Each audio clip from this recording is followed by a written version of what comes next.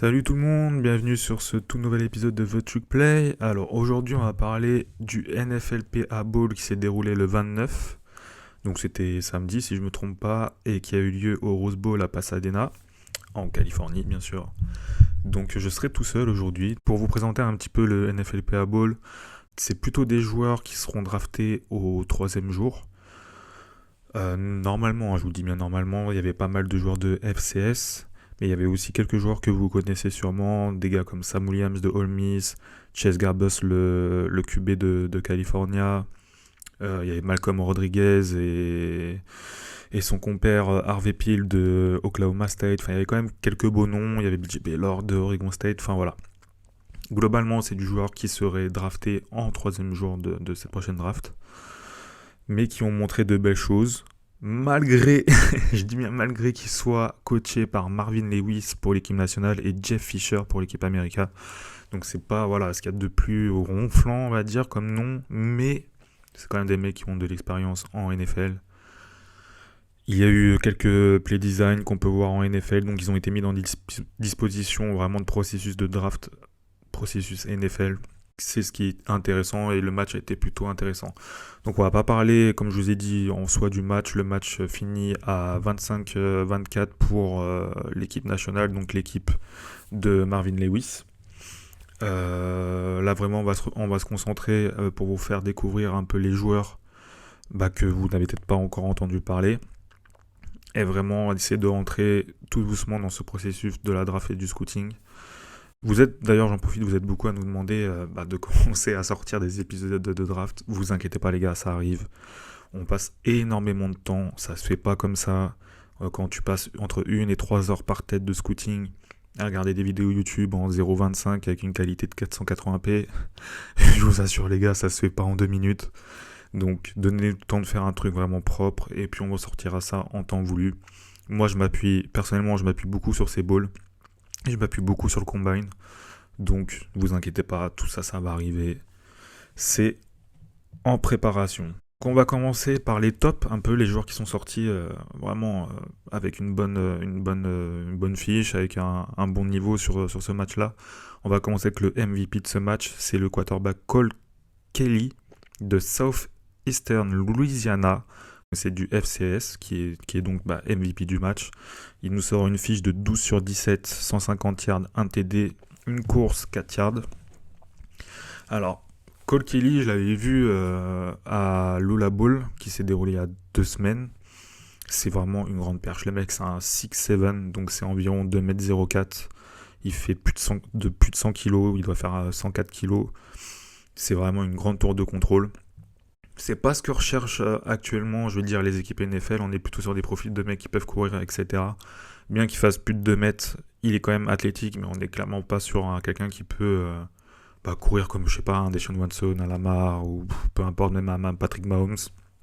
Ses gros points forts, ce qu'il nous a vraiment montré sur ce match, c'est son gabarit.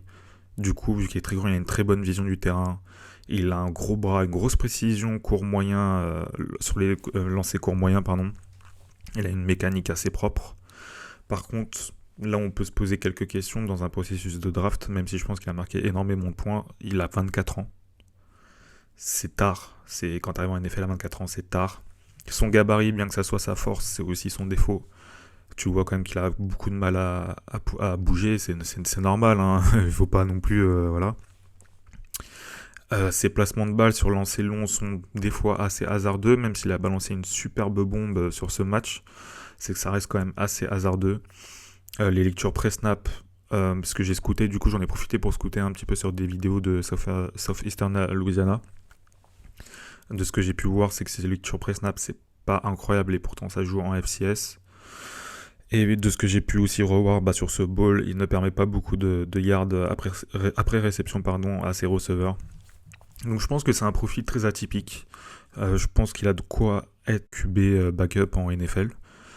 Dans un système par exemple à la Patriot ou à la Niners. Voilà, je pense que c'est pas tout le monde qui va être fan de lui, mais je pense qu'il a montré vraiment de très belles choses. C'était une recrue 3 ou 4 étoiles, je crois, quand il a commit à Arkansas. mais il est vite parti en FCS parce que il avait pas de temps de jeu. Cole Kelly, je reviendrai sûrement sur lui sur des fiches, sur des épisodes scout un peu plus poussés, mais il a vraiment sorti une très très belle prestation et fini MVP du match. Un autre quarterback que vous avez peut-être dû entendre parler, notamment par moi, c'est le quarterback Achilles Glass de Alabama A&M, qui est lui aussi très grand. C'est un 6'5", c'est environ 1m95, 96, il fait 97 kg, et il nous sort une prestation à 9 sur 11, 141 yards, 1 TD. Lui aussi, ses points forts, c'est un bon bras, mais il n'est pas non plus, on va dire, il n'est pas élite. C'est un gros bras, mais pas élite. Une très bonne précision court moyen. Alors lui, d'ailleurs, moi je l'avais déjà scouté avant ce bowl, donc je l'ai vu jouer cette année et tout. Donc je sais ce qu'il pouvait donner. J'ai été très surpris de ses lancers longs. Il en a sorti un vraiment très beau aussi, ce qu'il n'avait pas trop l'habitude de faire sur ces 2 dernières saisons, notamment à la Bayern, de ce que j'ai pu scouter. On a pu revoir un bon toucher de balle sur lancer court, une bonne vision du jeu, un QI foot vraiment assez intéressant, des bonnes lectures pré-snap même sur un ball. Par contre, point faible, on a revu exactement la même chose de ce que j'ai pu voir cette année. Il a besoin de prendre la masse, il est pas très gros, je pense que s'il se prenait bien 10 kilos, vu qu'il est grand, allez 5-10 kilos, ça serait assez intéressant. Il a un footwork dans la poche, bien qu'il ait fait des progrès, il est quasiment inexistant, je vais pas vous mentir. Sa coordination dans sa mécanique de lancer au niveau du bas et du haut est mauvaise, notamment sur les lancers côté gauche. Même s'il a lancé une super bombe côté gauche, tu vois que quand même c'est pas très fluide, qu'il y a vraiment un peu de travail à faire de ce côté-là. Il peut pas étendre les jeux avec ses jambes, contrairement par exemple à Cole Kelly qui peut le faire, même si c'est pas flamboyant, il peut le faire, lui il ne peut pas. Il fait beaucoup confiance à son bras, il a une perte de zip et de vélocité, il faut faire attention à ça quand on n'a pas de footwork et qu'on joue qu'avec son bras. Généralement ça peut apporter de l'imprécision ou du manque de zip. N'empêche qu'il a sorti une belle prestation, qui s'est montré vraiment autoritaire et confiant. J'ai beaucoup aimé sa presta. Un autre troisième QB qui a été pour moi dans les tops, c'est Chase Garbers. Alors lui, par contre, vous devez le connaître, le quarterback de California, qui nous sort une petite fiche de 10 sur 13, 119 yards, 1 TD, 2 courses, 25 yards. Je vais pas trop m'attarder sur lui parce que bon, je pense que vous le connaissez un petit peu. Il nous a fait du bon Chase Garbers, un bon QB de college football. Il a marqué quelques points. Je pense qu'il sera peut-être drafté à enfin 7ème tour comme ça, mais il sera sûrement pris en undrafted free agent et c'est déjà très bien. Il aurait pu être MVP si Cole Kelly n'avait pas sorti, on va dire une légère meilleure prestation. Alors, on va passer sur des receveurs qui m'ont assez impressionné. Donc, vous avez les receveurs Jaquez Izzard, si je prononce bien, de Sam Houston, 4 réceptions, 41 yards, 1 TD. C'est un First Team All WAC comme receveur et retourneur en 2021. C'est un 5'9", donc il est vraiment pas très grand. Il a une bonne vitesse, un bon body control pour sa taille, pardon. Il a pu aussi montrer une zone de catch assez étendue, malgré sa taille, malgré ses membres assez courts. Il n'a pas des grands bras, il n'a pas des bras tentaculaires. Mais pourtant, il nous a fait 1 ou 2 réceptions qu'il allait chercher. J'ai trouvé ça vraiment assez intéressant, vraiment très, très propre sur la réception. Par contre, voilà, il a 5 saisons derrière lui. Il est de la classe de 2016, il a 24 ans. Alors, c'est toujours assez dur quand vous pensez à un processus de draft de vous dire ok, j'ai un mec de 24 ans qui montre de belles choses, mais j'ai possiblement un mec de 21 ans qui montre peut-être les mêmes choses et qui a potentiellement plus de temps pour apprendre, plus de temps pour progresser, etc. Je pense qu'il fait sa spécificité, c'est qu'il puisse être un bon slot et un retourneur. Il serait pas impossible de le voir dans une équipe, au moins en pré-saison, être testé, parce que j'ai trouvé ça quand même assez intéressant. Il a quand même pas mal produit ces dernières années à Sam Houston, notamment cette année, il a sorti une saison à 604 yards 6 TD, l'année d'avant 861 yards 9 TD, et l'année d'avant 1064 yards 12 TD. C'est vraiment très très propre. Il a marqué pas mal de points. C'est très bien pour lui, pour Jaquez Izzard de Sam Houston. Un autre petit receveur, Khalil Pimpleton de Central Michigan, que vous avez peut-être pu voir cette année. 4 réceptions, 21 yards. Alors, Il n'a pas été flamboyant, on va dire, statistiquement, mais je trouve qu'il a montré de belles choses sur sa réception. Pareil, un combo rapidité body control vraiment très intéressant. Par contre, on est plus dans un profil de joueur à qui il faut donner la balle rapidement pour qu'il puisse s'exprimer. Donc, par exemple, l'aligner en tant que running back, lui faire des screens, bubble screen, tous ces jeux, des jets, des choses où on peut lui donner le ballon. Et là, il va vraiment s'exprimer. C'était une recrue de Virginia Tech d'ailleurs. Il a eu 2 saisons productives avec Central Michigan en 2019 et en 2021. Je crois qu'en 2020, de ce que j'ai pu voir, il avait été blessé.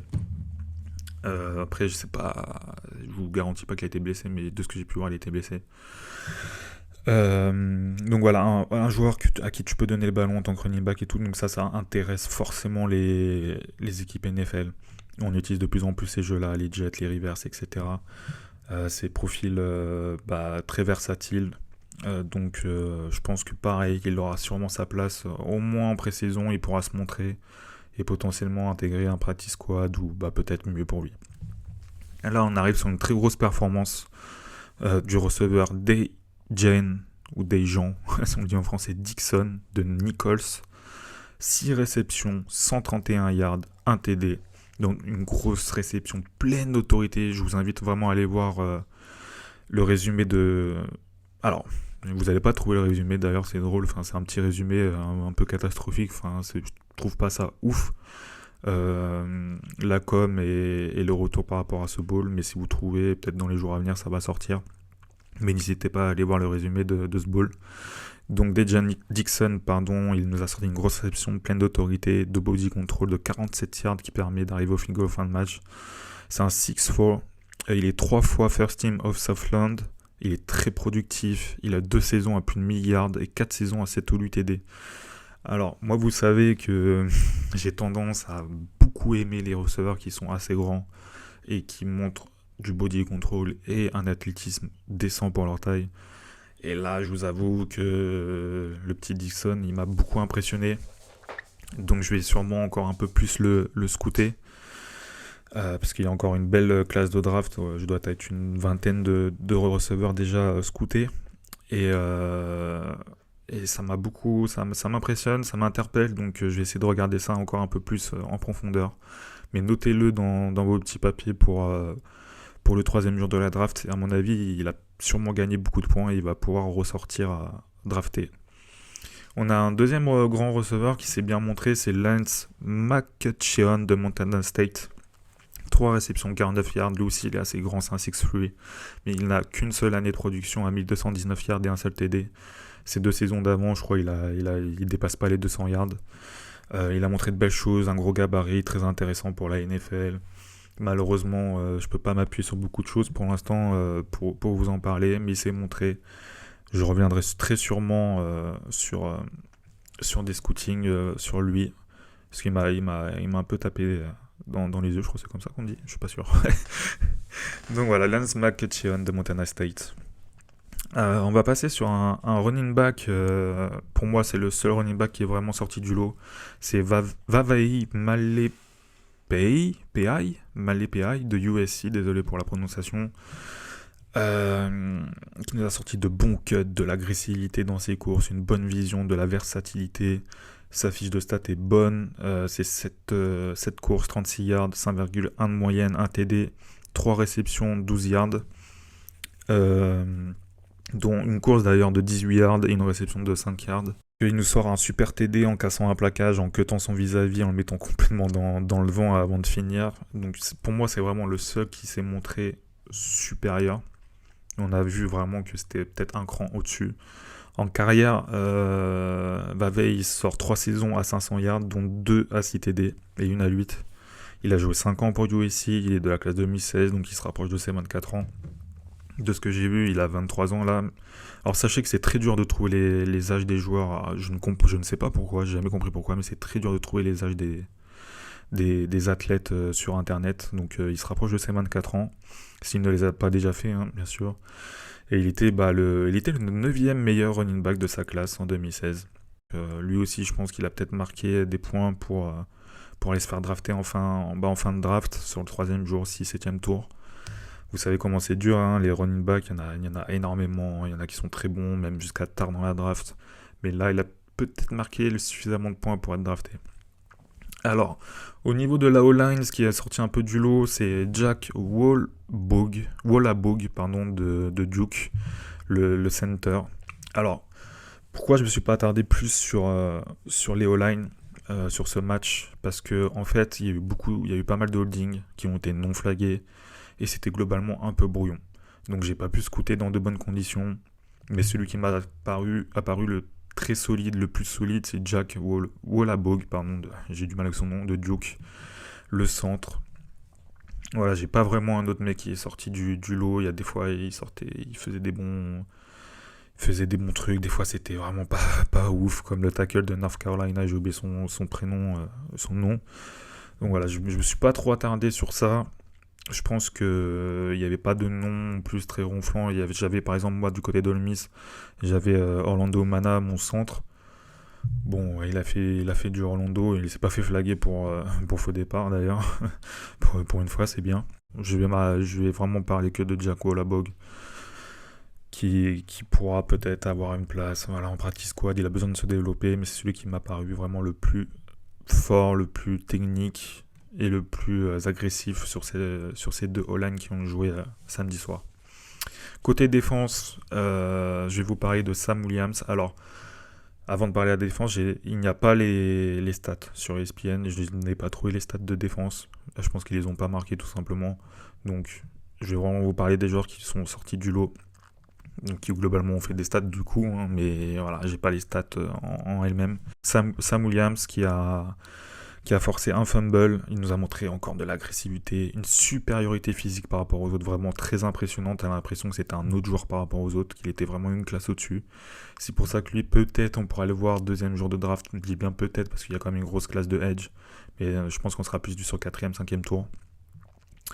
De très bonnes poursuites, comme il nous a montré à Ole Miss toute cette saison pour chasser QB. Prestation très solide pour lui qui était capitaine.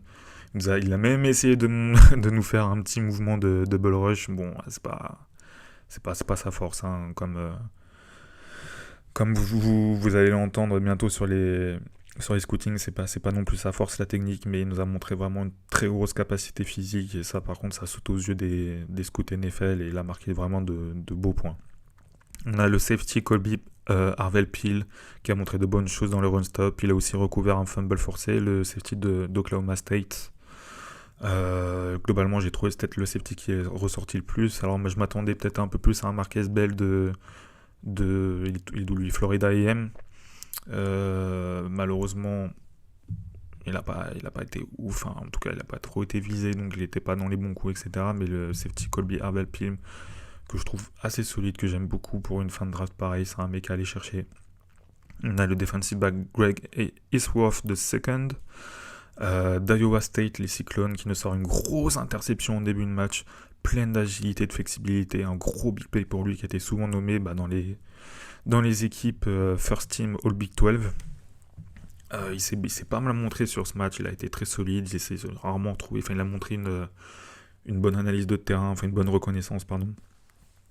Des jeux appelés en attaque, une bonne perf pour lui. Je vais passer à des mentions, voilà, des mentions qui ont été bien, globalement bien. On a James Houston, le defensive end, linebacker de Jackson State. On a Malcolm Rodriguez, le linebacker d'Oklahoma State, qui a fait du Malcolm Rodriguez, avec un fumble forcé, mais du mal en couverture. Zach McLeod, le linebacker de Miami, qui a souvent été dans les bons coups avec Sam Williams. D'ailleurs, je crois que c'est lui qui recouvre le fumble forcé de Sam Williams.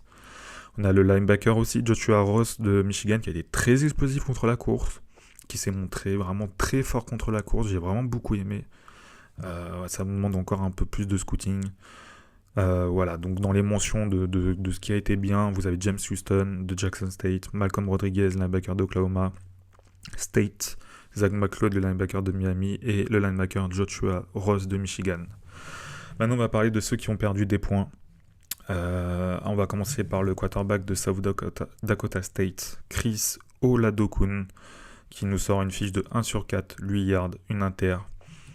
Première course de la Dokun, il fumble. Alors ça a été rappelé pour, je crois, un holding, mais enfin qui avait rien à voir, voilà, avec le fumble. Donc il fumble, pour moi, ça montre ce que ça montre. Et derrière, sur sa première passe, il se fait intercepter, il roll sur la gauche, sur une play action. Il a la pression qui arrive en face de lui. Il envoie une passe beaucoup trop haute, sidearm. Il visait Peyton undershot, pardon, le tight end d'Indiana qu'on va voir juste après. Il lance beaucoup trop haut, il se fait intercepter du coup par Greg Eastworth. Donc vraiment, vraiment pas un bon match en plus. À un moment, il se fait saquer, je crois qu'il se fait mal à l'épaule. Donc vraiment, là, malheureusement pour lui, je pense qu'il a vraiment pas marqué de points et ça risque d'être très compliqué pour lui dans un processus de draft. Derrière, du coup, on a le tight end d'Indiana, Peyton Undershot, qui nous a relâché une balle facilement captable en début de match, qui a été en difficulté sur le jeu aérien. Il a eu du mal à créer de la séparation. C'est très dommage pour lui parce que c'est sûrement son meilleur skill et la course après réception. Et il n'a pas pu vraiment s'exprimer de ce côté-là. Donc je pense qu'il a possiblement perdu des points, mais en tout cas, il n'en a vraiment pas gagné. Je sais pas si ça va l'aider à être drafté, lui qui est plutôt attendu sur un 7ème tour, hein, on va pas se mentir. On a le cornerback très swing de Georgia Tech qui s'est fait burn 2-3 fois, notamment sur le TD de Dixon. Alors lui, il a pris le tarif, le pauvre. Je peux pas vous dire autre chose, il a vraiment pris le tarif. Et puis pour finir, on a le kicker James McCord d'Illinois qui rate le field goal de la gagne, qui était sur les 46 yards. Il se fait freeze par Marvin Lewis, notamment, apparemment ça a marché.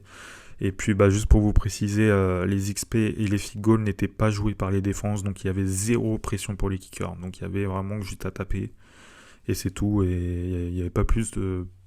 Il n'y a rien d'autre à faire, quoi, en gros. Donc voilà pour ce petit résumé rapide de l'NFL PA Bowl. Pour vous présenter certains joueurs qui sont sortis un peu du lot. Il va y avoir d'autres bowls qui vont arriver. On va avoir le Senior Bowl, qui est le plus important.